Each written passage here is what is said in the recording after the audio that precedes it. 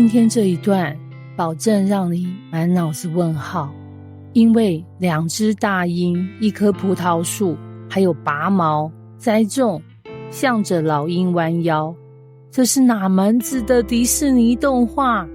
你以为这是在讲生态系统？错，以西结书17章1到10节就像国王排名的预言场景，看似在说动物，实际在讽刺政局，看似跟你无关，实际上超级切中要害。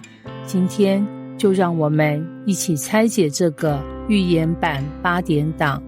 你以为自己是在高飞的鹰，其实只是被栽种的藤。到底是谁在操控你的人生选择？你自由飞翔，还是弯腰求生？第3节，有一大鹰，翅膀大，翎毛长，羽毛丰满，彩色具备，来到黎巴嫩，将香柏树梢拧去。第7节，又有一大鹰，翅膀大，羽毛多。这葡萄树从栽种的其中，向这鹰弯过根来，发出枝子。好，我们来导读一下角色设定。第1只大鹰，巴比伦王尼布甲尼撒，气场强大，翅膀一拍，谁都得低头。第2只大鹰，埃及法老，羽毛多，但没那么有力，是耶路撒冷偷偷想靠过去的对象。葡萄树就是犹大的国王西底家，看起来长得不错，其实根本超没种。这根本是国际政治版三角恋嘛。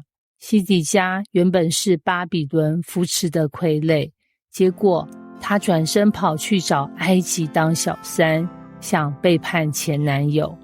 你以为这只是古代政治八卦，其实这不就是我们每个人在人生中面对权力、利益时的小剧场吗？第6节，成为蔓延矮小的葡萄树，其枝转向那鹰，其根在鹰以下。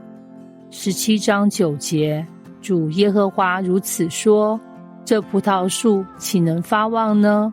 鹰岂不拔出它的根来，删除它的果子，使它枯干？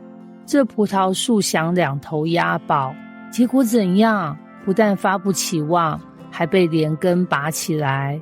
这不是植物学问题，这是心态问题。你要站稳一个立场，结果搞暧昧，左右为难，最后不但没朋友，还两边都不讨好。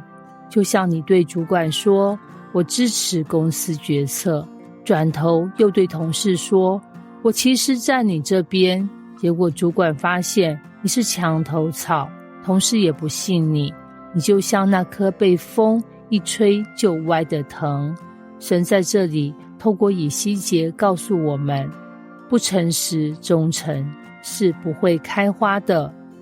第10节，虽然栽种，岂能发旺呢？一经东风，岂不全然枯干吗？来，各位看官，这就是今天最震撼的 punch line。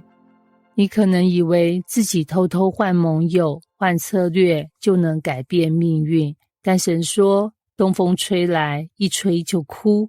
这什么意思？就是你可以计划，但如果不在神的路上，最后风吹一下就全玩完。这不是宿命论，这是神提醒我们不要用投机来替代信靠。结语，你以为在看鸟，其实在看你自己。你以为在讲国家，其实在讲人心。今天的问题不是你站哪一边，而是你有没有站稳。在这个谁都想高飞，都想靠山的世代，神问我们的不是你要飞多高，而是你愿不愿意扎根在我里面。